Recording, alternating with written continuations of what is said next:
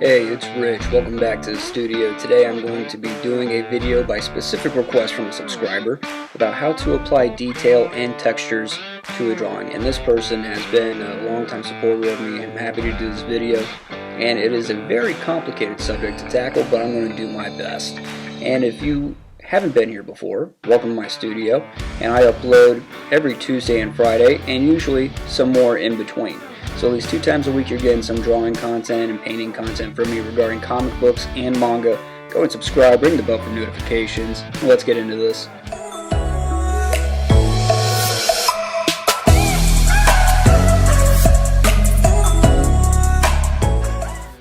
So here we are back in the studio. I'm sketching Wolverine, and we're going to make this a full drawing because you guys wanted to see how to add more detail and texture to your drawings. You guys voted on this. 9 out of 10 of you wanted to see this. So here we are. If you want to vote on the next week's poll, go ahead. It should be posted up either later tonight after this upload or tomorrow morning. And I want to hear from you guys. What do you guys want to see next? So I'm going to make sure that my proportions and anatomy are right on this drawing before I start going into detail and texture. So that's the first thing. You got to get your fundamentals down.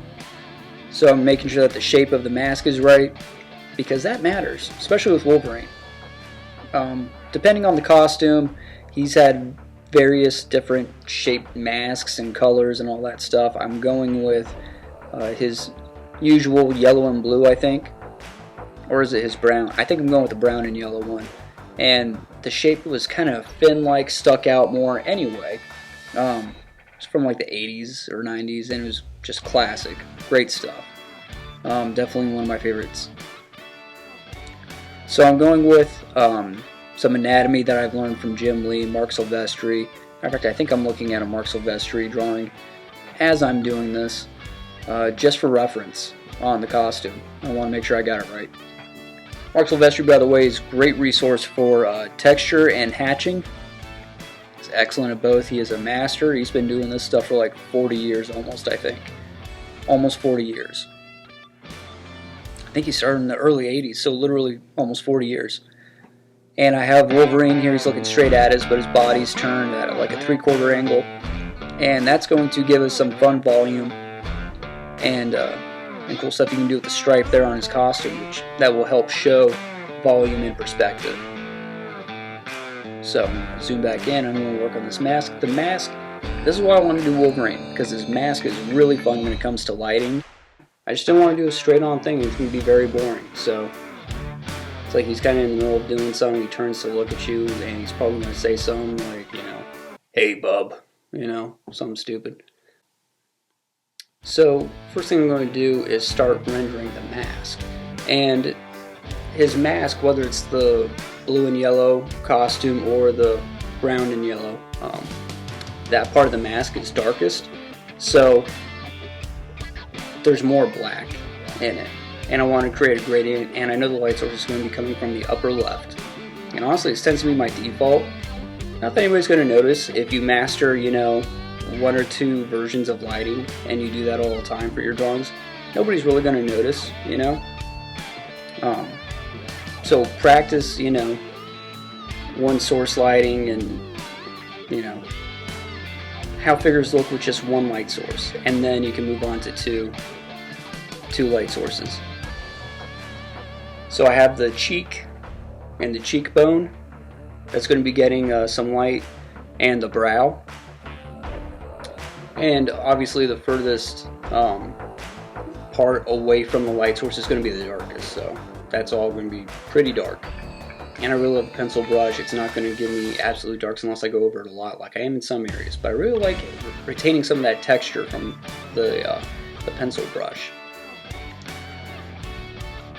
And if you aren't working digitally, that's totally fine. I really love traditional pencils and inking with nibs and dip pens and stuff. Working digitally, though, has made it a lot easier for me to record my videos, so that's what I'm doing. But yeah, so, and I leave a lot of, well, not a lot, but I leave spaces blank, that are going to be the brightest spots. And on Wolverine's left side of his mask, it's going to be brighter than the other side, just because that's getting most of the light source. And I'm considering where the nostril is under the mask, and the cheekbone, and really how there's different planes there, where the cheek turns into the nose and becomes part of the nose, and I'm probably figuring out how that's going to work. And then I vary the brush sizes to show more texture. The thinner the pencil brush is, the less texture you're going to get. The thicker it is, that's how you get the rougher texture there and create some more value. But if you're inking, then there's really only one or two values, and you can kind of hatch to imitate value. But yeah. Now for detail, Wolverine's mask lately in the comics, they've had like these seams. So that's another aspect of adding detail to your drawings, is considering the costume or the clothing, how things are made. And this is something that Brian Hitch did really good when, back with the Ultimates, Volume 1. Brian Hitch did these incredible things with the costumes that kind of took comic books to another level. First of all, he made it more cinematic. And it really looked like a film more than a comic book with all these wide panels.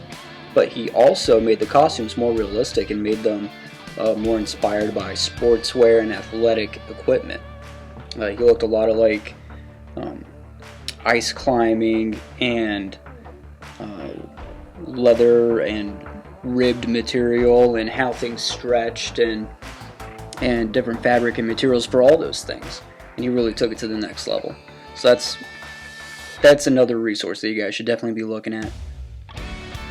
And then some shadow here, because the trapezius, also known as the traps, very fun muscles to draw. That's between the shoulder and the neck, and it creates real strength in characters, I think. And I love emphasizing them, making them bigger, and the jugulars, and that whole neck area into the clavicle.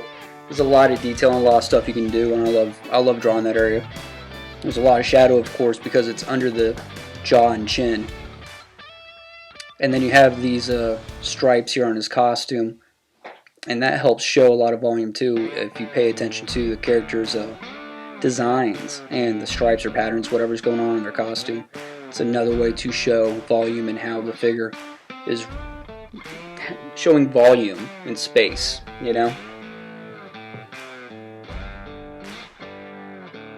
Now I'm just adding some hatching and cross hatching, considering the figure underneath and the shape of it all, and what's going to be absolutely black there, and what's kind of going to fade and gradient into white.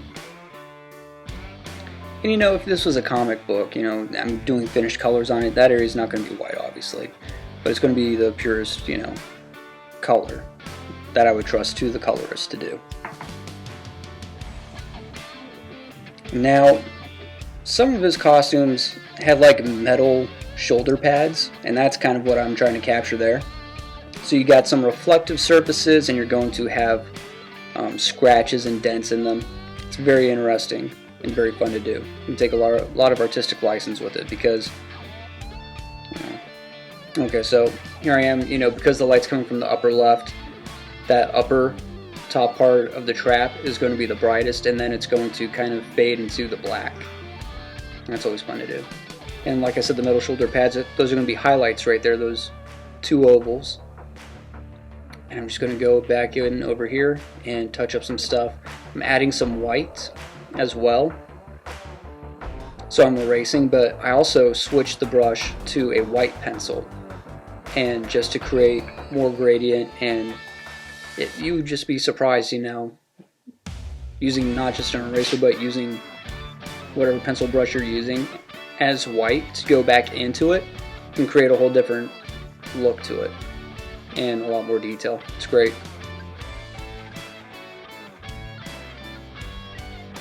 So I want to emphasize those traps just a little bit more. When studying comic book anatomy, one of the best guys for comic book anatomy that I've really studied over the years is Salvador LaRocca and Carlos Pacheco. And they taught me a lot about traps. And now I'm going to try to finish the figure on the far side, you have to consider that he's going back in space. You're going to see probably less detail of that. And the chest muscles, the pectorals, are really fun to draw, especially if you study the dynamic anatomy and the sinews of those muscles. Like, the pec kind of separates into like 3 or 4 primary parts, and that's fun to draw and separate. And by turning the canvas, or by rotating your paper in real life, you can draw better angles. If you aren't rotating your paper, you really should. You should find out how your arm and hand moves best across the page, so you can keep replicating that line.